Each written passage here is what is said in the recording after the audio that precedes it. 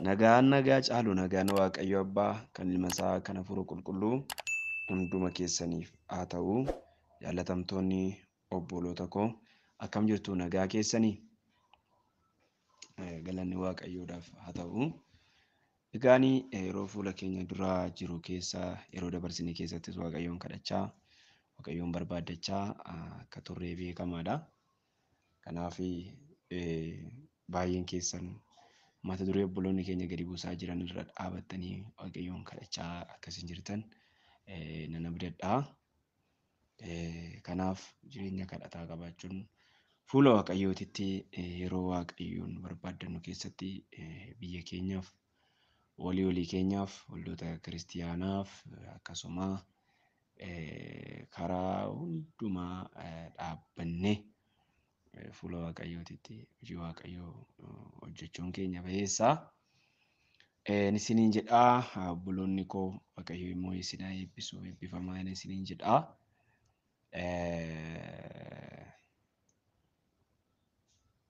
Mee Waaqayyoon kadhachuu jireenya kadhannaa keessatti kadhata kan jedhu waa'ee kadhataa kan maqaa dha'u macaafa qulqulluu keessa guutummaa kakuu haaraa fi kakuu moofaa keessatti jechi kadhata jedhu yookaan kadhachuu jedhu waa'ee Waaqayyoon kadhachuu kan dubbatu woordii 235 kadhata kan jedhu si'a 235 kadhata kan jedhu barreeffame jechuudha. Si'a 235 waa'een kadhannaa barreeffame waldaa macaafa qulqulluu kakuu moofaa fi kakuu haaraa keessatti ilaalamanni baay'atu kadhachuu Waaqayyo waa'ee kadhannaa duwwaa kan barreeffame jechuudha. Kanaaf obboloonni koo jireenyi kadhannaa baay'ee murteessaadha. Kiristaanni tokko kiristaana kan isa jechisiisu yoo Waaqayyoon kadhatedha. Kiristaanni tokko kiristaana kan isa jechisiisu yoo jireenya kadhannaa qabaatedha. Inji ani nama namane Waaqayyotti namane jettee duwwaa cal jettee achumaan teessa yoo ta'e you are not Christian. Mo'achuu hin dandeessu biyya lafaa, mo'achuu hin dandeessu seexana, mo'achuu hin dandeessu foon kee, mo'achuu hin dandeessu wantoota baay'ee. Kadhata qabda taanaan garuu hundumtuu siif mo'amaadha. Waaqayyo harka keetti dabarsee haa kennu. Kanaaf obboloonni koo Waaqayyoon kadhachuutti akkasiin cimtan isiniin jechuu barbaada. Waaqayyotti sirriitti akkasiin cimtan. Kadhannaa sirriitti akkasiin kadhattan. Galanni Waaqayyoodhaaf haa ta'u. Baay'ee murteessaadha namoonni Waaqayyoon kadhatan. Kadhannaan buddeen keessan amma dogoggortanii buddeen utuu nyaatiin hin raftu. Hin raftan nan beeka kana. Sin gaafachuu nuun hin barbaachisu. Hin raftan. Maaliif jennaan kadhannaan baay'ee murteessaadha. Kadhannaan baay'ee murteessaadha. Baay'ee murteessaadha kadhannaan. Kanaaf yeroo Waaqayyoon kadhattan yeroo hundumaa Waaqayyotti haasa'uu akka ta'e kadhannaan. Waaqayyotti haasa'uudha. Kadhannaa jechuun maal jettan Waaqayyo wajjin haasa'uu, Waaqayyo wajjin dudubbachuu, Waaqayyotti dhiyaachuu kanneen kanaan wal qabata jechuudha. Kanaaf sababa toora waldaa keenyarraa kadhanni gabbuu duwwaadhaaf otoo hin taane manuma keessanitti illee yeroo kadhannaa qabaadhaa obboloota. Manuma keessanitti illee galanni Waaqayyoof haa ta'u. Manuma keessanitti illee dhugaan isiniin jedha. Waaqayyo hunduma keenya haa gargaaru. Kanaaf baay'ee isa tanaan duraa caalaa Waaqayyoon kadhachuutti akkasiin hundee godhattan akkasiin baay'ee jabaattan nan abdadhaa jechuu barbaadetanii. Egaan macaafa qulqulluu keessaa namoota Waaqayyoon kadhatan yoo ilaaltan isa jalqabaa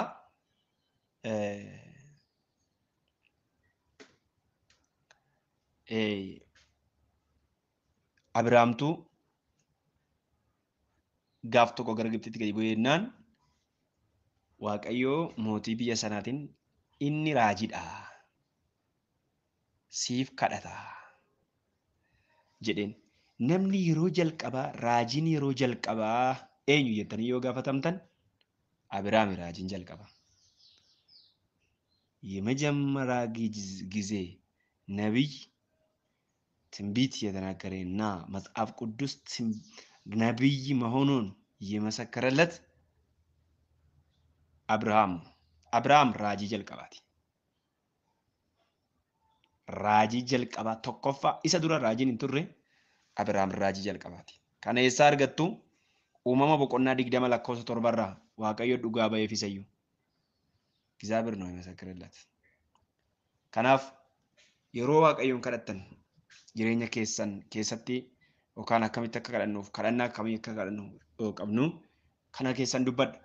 Waaqayyo gooftaa maccaatiitii qulqulluudha alfaadha omeegaa jalqabaaf dhuma waan hundumaa lafa kana samii kana gaafa humte humtuusi bira kan hin jirre amma irratti laftis lafuma ta'e itti fufee samii ta'e itti fufee wanti hundumtuu toorati keessan socho'eetu amma irraa jiraachaa jira.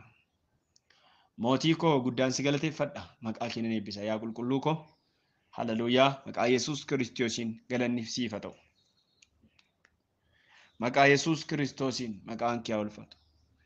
Otooti na gargaaruu baatte, otooti humna naa kennuu baatte, otooti kana hundumaa keessa na dabarsuu baatte, eeyyuu darbee namaarraa ta'a. Eeyyuu darbee namaarraa ta'a.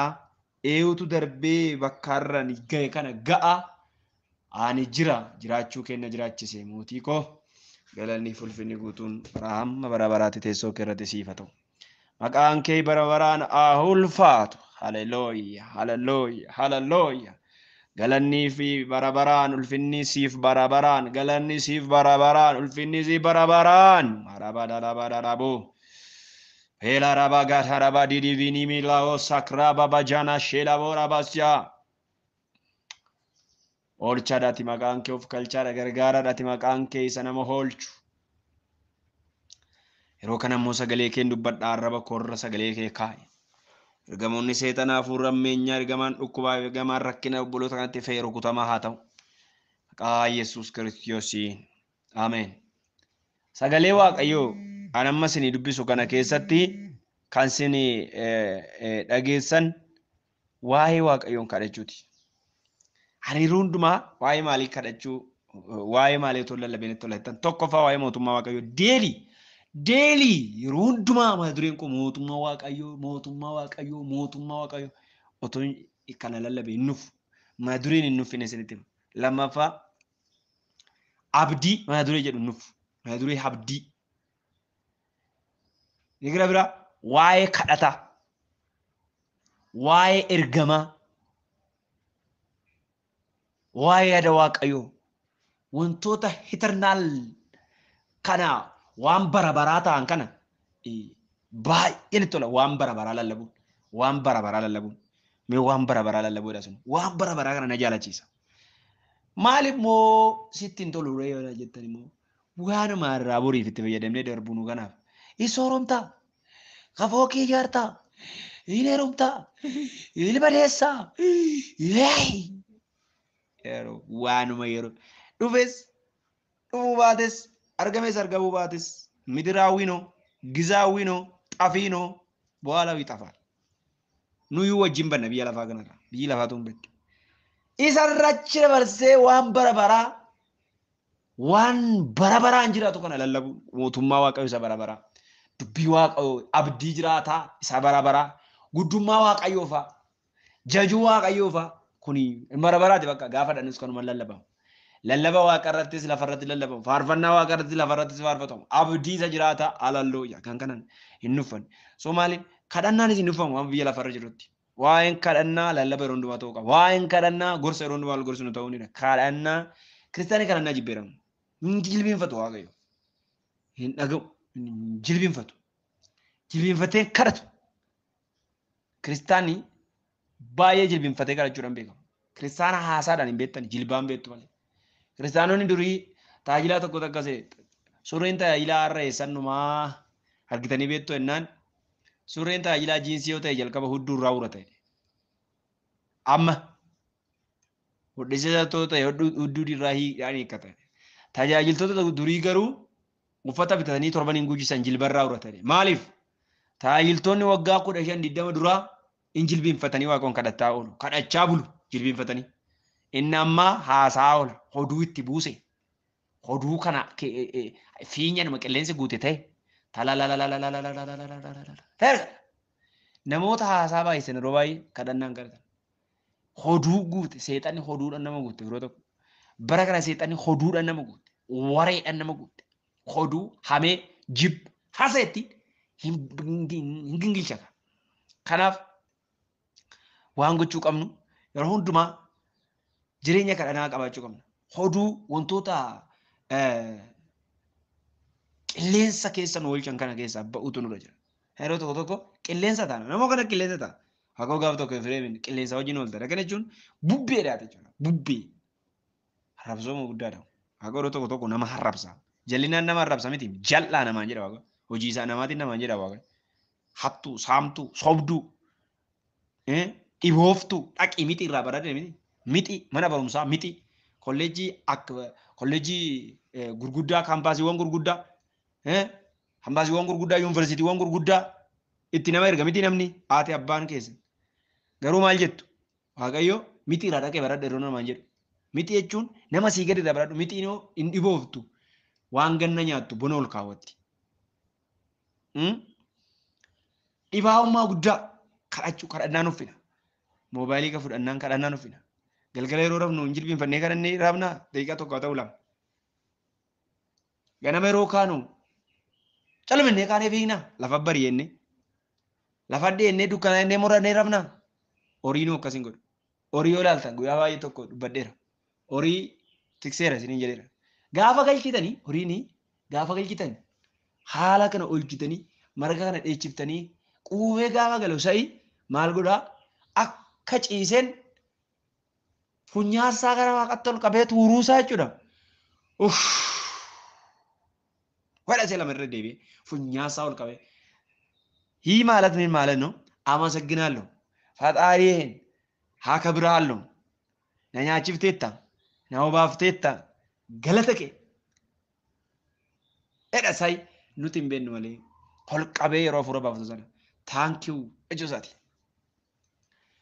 እንዳቆሙ ወርኪተኒ ገልገለ ገለ ጉረቻ ወልቴ ገልቴ ቆቲት ጋፋ ባቱ መታሽ ኦልቀበቴት ol qabdee akkana jechuun jechuudha. Yaa samii, yaa isa samii gararraa jiraattu. Eddiga. Isa akka inni yaa waaqarra jiraattu ni sana. Galata kee itti mataa ol qabdee hin kun. Ganama yeroo kaatu hoo mataa ol qabdee pat godhee kormaan. Galata kee nagaan na bulchitee itti mataa ol qabatee tiiti. Mindaakon mataa qaqqabee iyyuu jira. Ol qabee tiyya malee. Kanaafi jireenya kadhannaa qabna. Jireenya waaqayyoo yaadachuun qabna. Nunyi nu jennaa, nyaannaa, nunnaa, nuffannaa, zanaa jennaa malee harrakkoo himee fuula waaqootti galuuf deebisaa dhaloota fuula waaqoon barbaadde. Dhaloota hoduun itti baay'ate, dhaloota soomni itti baay'ate, dhaloota hejji itti baay'ate, dhaloota pornoogiraafii ilaaluu jaalatu, dhaloota seeksii jala ilaaluu jaalatu, dhaloota diraamaa ilaaluu jaalatu, dhaloota fiilmiin ija keetti jaalatu, dhaloota ija afuuraasaa jaalatu. Waaqayyo gooftaan macaanaaf sinaa fayyisu amiin jedhame. Baay'ee. Ulfaataa keessa jira. Firoo tokko kanaaf maalan isiniin jedha. Jireenya kadhannaa akkasiin qabaatan barbaada. Kanaaf kadhannaani namni kadhatu nama guddaadha. Kanaaf Musee faana Waaqayyoon kadhataniiru. Waaqayyo kadhata namoota baay'ee dhagahaa ture. Baay'ee kan isin dhibu garuu qoqqoo moofaa keessaa nama kadhannaa isaa battalatti deebi'e tokko nama kadhannaa isaa dafee Waaqoo deebiseef tokko ilaaltan. Haannaayi Saamu'eel isa duraa boqonnaa 2 Haannaan kadhata ishii keessattidha. Waaqayyo ulfina waan anaaf kenneef garaan koo isatti hin gammadaati. Boqonnaan tokko kadhannaadha. Boqonnaan 2 garuu galata. Boqonnaan tokko kadhata. Boqonnaan tokko galata. Boqonnaan tokko kadhata. Boqonnaan 2 galata. Waaqayyo kadhata duwwaatti si nambisu galatatti si dabarsa. Waan tokko sitti hima. Yoo kadhata qabaatte galata qabaatta. Kadhata hin qabdu taanaan galata si hin qabdu. Gilisuulliin garshina amma sittan hima. Kanaaf kadhata qabda taanaan galata qabda. Kadhata hin qabdu taanaan galata sin qabdu. Qabdaa kadhata. Qabdaa yeroo kadhata. Qabdaa yeroo kadhataan sin jedhe. Guyyaatti qabdaa yeroo kadhata. Galgala qabdaa yeroo kadhata. Qabdaa daqiiqaa tokko ta'u lama. Yaa Waaqayyoon jettaa. Yeroo kadhataa qabdaa. Yeroo galataa immoo Waaqayyo sii kenna. Yeroo kadhataan qabdu taanaan yeroo galataan abdatiin hin karoorsin. Maa irratti galateeffattu hin qabdu. Hin kadhatan qabdu waan ta'eef. Kanaaf jireenya keessan keessatti Waaqayyoon kadhachuun fuula Waaqoo barbaaddachuun beekamaa ta'u. Ni gara biraa lubbuu keessan soora dubbii Waaqayyootiin lubbuu keessan soora daraan isin jedha kana lubbuu keessan soora nyaachisa dubbii Waaqayyoo nyaachisa Nyaachisa. Yeroo tokko foon na dharraa'ise biti isa bisiraadha. Foon na dharraa'ise foon nyaachuu qabna jennaan amma funyaan ga'utti as nyaachisaa jedha Waaqayyo. Waan fedha isaaniitti isaan kenne. Foon sun namoota baay'ee ajjeesee lafa onatti hambise. Amma waan tokko isinitti himan. Waan Waaqayyo isinii jaallate jaalladha malee yeroo hundumaa fedha mataa keetiin hin geggeeffamin. Birrii na qajeelchisa. Haasana na qajeelchisa. Maaloo na qajeelchisa. Hiina qajeelchisa. Waan si qajeelchisu hundumaatti garaa keetiin kennamin. Didi maal si godha kun jedhi garaa kee didi. Sammuu keetis hin kennini Waaqayyo obboleettii koo. Kanaaf firoota koo baay'een isin jaalladha. Tarii yaalanni keessa jiraadhee isin taa'aa jiru beekuu dhiisuu dandeessu. Garuu sagaleen isinitti dubbadhu kana sirriitti dhaggeeffadha. Yeroon kun yeroo kadhataa waan ta'eef waa'ee kadhataa dubbadha. Barumsa jira beektu barumsa akkasii biraa qabu. Garuu waan tokko isinitti hima. Akkasiin baay'ee jabaattan nan barbaada. Yeroo kadhannaaf jireenya kadhannaaf hafuura Waaqayyoon geggeeffamtanii dubbii Waaqayyoo duukaan jirtan yoo ta'e barumsi koo guyyaa guutuu gurra keessan irraa si wacee homaa waa'ee isin hin baasu. Dubbii Waaqayyoo dhageessanii akka isaatti jiraachuu dubbii dhageenya moo hojiitti hiikuu danda'an deemnu yoo ta'e dubbichi nu keessatti ija godhachaa hin deemu. Kanaaf adaraa keessan. Amma namni Daawitii keessatti of ilaaletu booddee deebi'ee ofiisaa wallaala. Daawitii keessatti Daawitii ilaalta malee of hin argitu. Of hin argitu. Gaafa Daawitii biraa achi fagaatte of irraanfatta. Akkasinu yeroo Daawitii ilaallannu Daawitii keessatti of argina malee of hin arginu. Daawititu of nutti mul'isa. Ofii keenya kana mee girgiddaa laali girgiddaa keessatti of argita. Daawitii keessatti of argita. Dubbii Waaqayyootti dhufnee keessatti of argina. Achi gaafa deemnu of wallaalla. Hafuura of nu wallaalchisu. Hafuura yeroo kadhannaa of barree akka of wallaallu godhu madazajaa seexanaa kanarraa jalqabee sirraa habuu qabu. Of wallaaloona namoonni baay'een yeroo cubbuu hojjetan of hin beekan, yeroo soban of hin beekan, yeroo hatan of hin beekan, yeroo namarratti hojjetan of hin beekan, yeroo namatti garaa jabaatan of hin beekan. Seexanii namoota baay'ee jallaadhaan sirreessiteetti agarsiisti. Jal'aa kun sirriidha ittiin. Maali kun rakkina maal qabetti? Kanaaf cubbuudha akkasiin jedhu hafuura Waaqayyoo duwwaadha. Hafuuricha ganteennaan immoo cubbuun hojii keessatti fakkaata. Kanaaf hafuuricha gaafa gantu jalqabdee cubbuun sitti hojiidhuma kee. Hojii kee amma hojii kee namatti hojjiisa miti. Hojii kootettee hojjetta miti hojii kooti kun bakka nan hojjedhaa ittiin jijjiiramettee hojjetta. Kanaaf namoonni hafuurri Waaqayyoo keessa isaanii hin jirre cubbuun isaaniif hojii idileeti.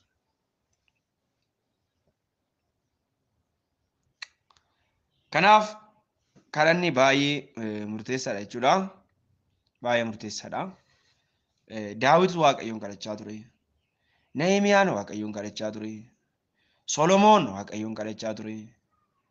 Kanaaf namoota Waaqayyoon kadhachaa turan baay'ee isaanii ilaala. Waaqayyoon kadhate waa'ee biyyichaaf waan kadhate Waaqayyo Solomoon Daawit Waaqayyoon kadhachaa ture. Solomoon ilmi Daawitis immoo Waaqayyoon kadhate yommuu Solomoon ka'ee gara iddoo itti Waaqayyo aarsaa dhiyeessanii dhaqeedha. Mootota duraa boqonnaa 8:22. Guutummaa waldaa Israa'el dura dhaabbatee kadhataa fi harka isaa gara Waaqaatti ol qabee kadhate. Harka ol qabdanii kadhatanii beektu? Harka ol qaba. Ani yeroon waldaa biyyaa keessa ture daa'imadha. Maaliif harka ol qabdaa naan jedhu garuu utuu hin beekin harka ol qabee kadhadha. Namoonni baay'een maali yeroo hunduma yeroo waldaa seenu harka lamaan ol qabdee kadhadha. Utuu hin beekin ol qabee kadhadha. Harka ol qabuun akkam hiika isaa beektu sittoof kenneera. Laandeenna lama carrasha ani yaantene. Ani kan si kennamedha jechuudha. Of kenneera jechuudha harka kennuu jechuudha. Amma waraanni tokko yeroo waraanu yeroo rukutu namni akka carraa otoo inni riphee loluu waraanni inni lolu sun irra ba'ee yookaan immoo qaamni tokko qaama faallaa isaati akka carraa yoo argate otoo jarri rukutin maal godha harka lamaan ol qaba meeshaa isaa lafa kaa'ee harka ol qabe jechuun nan rukutinaa ene kan keessa nan ta'a irraa jalqabee garee keessa nan ta'a malee isin lolu jechuu isaati. Garee keessa nan ta'a malee isin lolu jechuu isaati. Fakkeenyaaf waraanni adda bilisummaa Oromoo fi waraanni bilisiginnaa kan walitti dhufatoo ta'e waraanni adda bilisummaa Oromoodha. Otoo kan bilisiginaatti dhufanii akkuma carraa nama tokko nama lamatti kan nama shanitti dhufanii rukutuu hin danda'an mo'achuu hin danda'an ta'ee jennaan kana beekanii ennaan maal godhu meeshaa akka dura fanaqu isaa booddee qaxxa harka isaanii lamaan ol kaasu harka lamaan ol kaasu jechuun maal jechuudha koluu sitti galeera. Si maleen qabu yeroo kana bakka sitti sassaabame galeera omaan qabu siifan of kennee jechuutti qaba. Waaqayyootaan koluu galaa isa iddoo bakka godhadhe gooftaa kun maqaan addaa namni hin beekne kan Isatu naaf ta'ee galma koo. Isatu naaf ta'ee galma koo. Hallelujah. Itti koluu galuudha. Itti koluu galuudha. Waaqayyoon kadhatedha. Harka isaa ol qabee.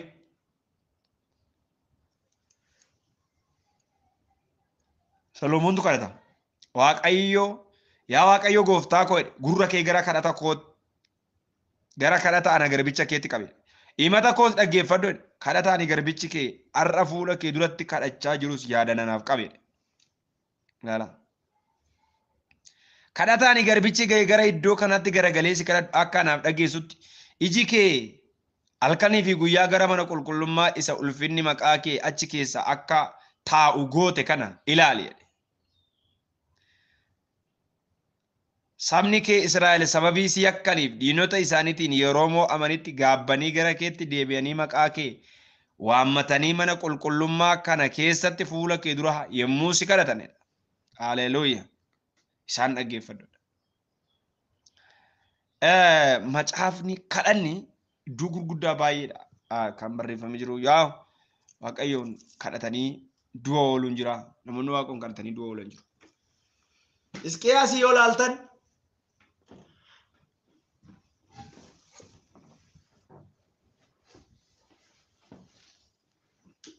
boqonnaa 35 yoo laaltan Hisqiyaas nama baay'ee murtoon du'aa irratti dhufee irratti lafa dha'edha. In kadhate boo'ee na fayyisi indee du'uun qabuun yeroo tokko akkas ta'uun qabudha Waaqayyoon kadhadha. Hin ta'an akkas. No. እንደዛማ ሀሎን ምን በኢየሱስ አልፈልግም ተውን በርባር ነከስ ጀራ አቆ ሙርቶ ከሰበት ይሩ ባዬ ሙርቴሳ ዋይ ከሰ ሙርቴሳ አካስተውን ቀቦዳ ዋጋ ይድረት ድበዳ ዋጋ ኮስሞስ ነው ይጎዳ harkan kennin rakkinatti harkan kennin dhukkubatti harkan kennin hey kanaafi obboloonni koo warri dhaggeeffachaa jirtan egaa hundumtuu kadhannaadha waa seenuu fi ani በአብዛኛው ስሙ ወጅነን ከረዳ ማለ ሰገሌ ሲንረን ኤረስ ወንድምቱ ገሌ ከረታራ ዋንተ ዳፊ አኔ ሰገንታር መዋይ ዋቀዮ ረንቱሬ ከናፍ ሶሎሞን ከረና ጉዳዳ ከኒ ከረተ የሮ ከረተኒ ነሞታ ዋቀዮን ከረቻ ቱራ ፈከኝ ፍረዳ አካ ኦፊ ኬቲን ከረቲን አካ መጫብኑ ቁልቁሉን ጀልቱ ከረዱ ማለ ሀናኩ ማናት ዱፌታን ከረዳ አካ ሲት ዱፌቴ ማን ከረተማ akkamitti kadhate Daawit macaafa faarfannaa 51 dhaqee dubbise macaafa faarfannaa baay'ee isaa kadhannaa malee akkuma natti dhufettan kadhadha akkasitti dhufettin kadhatin akkasitti dhufee kadhannaan dogoggora keessa galtala akka barbaadeettiin kadhatin bakka dogoggora guddaa keessa galta maaliif jennaan namoonni akka macaafa qulqulluutti hin kadhanne dogoggora keessatti kufu yeroo baay'ee maal ta'anii yoo jette waan kadhachuu hin qabne kadhatu. Namaratti faagatu abalu najjeftu agome akka tabalu najjeftu sin kadadda logan abalu kawama tokko abalu akka dhalan arganne hawa sin kadadda mucaana waanan jaaladheef abbaa mana mucaawota na waanan jaaladheef abbaa mana shi jibbisiise dheeraa kadhata garraamin kadhannaan been yaa Waaqayyoodha sin kadadda waanuma kadhannaan barbaadne kadhata dubartiin tokko ishii isa tokko mirga keessa tokko bitaa kee naa kaa'e mootummaa kee keessatti ta'e ijoollee lama futee dhatte maayini kunam kadhannaa wallaaluudha maaltu bitaa mirgaa kennuu si gaafate mirgi maal akka ta'e bitaa maal akka ta'e beektaa yaa warra kadhannaa hin beekne gooftaan kadhannaa akkatti kadhatan macaafa qulqulluurra bara macaafa qulqulluurra narraa baraan jenne nama dadhabaa akka keessatti garuu waan tokko jedha macaafni qulqulluu waa'ee kadhataa Solomoon Waaqayyoon kadhachaa ture seenaa baraa boqonnaa 6 Daawit Waaqayyoon kadhachaa ture Yesuus ofiisaa Waaqayyoon kadhachaa ture namaafis kadhachaa ture na kanaaf macaafa qulqulluu keessatti macaafa faarfannaa keessatti duwwaa waa'een kadhannaa guddaa isiniif kadhannaani kadhannaan dhuunfaa jira kadhannaan nama wajjin jira kadhannaan soomaa jira kadhannaa garaagaraa jira kadhannaawwan kana jabeessitanii Waaqayyoon kadhachuun keessan baay'ee murteessaadha jechuudha kanaaf yeroo tokko egaani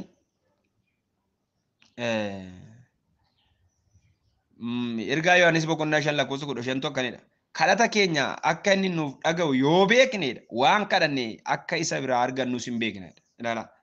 Kadhata keenya akka inni nuuf dhaga'u yoo beekne. Beektaa laata kadhannaa kee Waaqa akka dhaga'u. Beektaa laata Waaqa akka si dhaga'u. Adeellam kadhannaa haannaa kee akka dhaga'u. Sita fuula baafattu akka dhaga'u. Isatti wettoo ciftu. Nan gubadhe. Haalaan natti cimate. Eegalee hunduma isaan arga Waaqayyo. Waan hunduma isaan arga Waaqayyo. Waa hin argine maal qaba Waaqayyo obboleettii koo? Maaliif dhiphatta obboleettii koo? Maaliif boossa obboleettii koo? Sin jajjabeessaa jabaadhu. Jabaadhu yeroon kun hin darba. Jabaadhu baay'ee sitti toleera. Yeroon baay'ee sitti tole kun hin darba. Baay'ee immoo itti qoramaa itti bu'aa jettaa kunis hin darba. Asitti immoo wanti dhaabbateef tokko iyyuu hin jiru. Hundumtuu hin darba. Kanaafi jabaadhaa Waaqayyoon kadhachuudhaa fi wantoota hin jedhe kana caqasaa isiniin jedhaa. Shaloom nagaan isiniif haa baay'atu.